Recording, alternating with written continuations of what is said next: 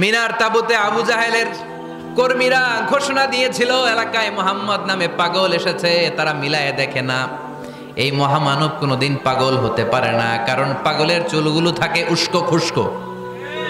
ঠিক কিনা? আমার নবী সাল্লাল্লাহু আলাইহি ইসলামের চুল উস্কো খুস্কো ছিল?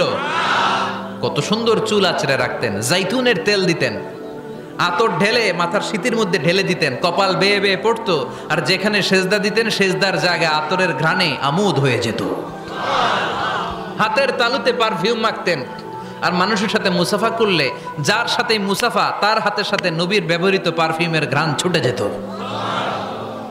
এত পরিচ্ছন্ন ছিলেন। তারা বিশ্বনবীর চেহারার সাথে আবু জাহেলের বক্তব্যের মিল খুঁজে পায় না। তারা বলে, না, এই লোক কখনো পাগল হতে পারে না। পাগলের চুল থাকে উস্কো খুস্কো, জামা থাকে ছিঁড়া ফাড়া, গায়ের মধ্যে থাকে ময়লা। পাগল কখনো দাঁত মাজে না।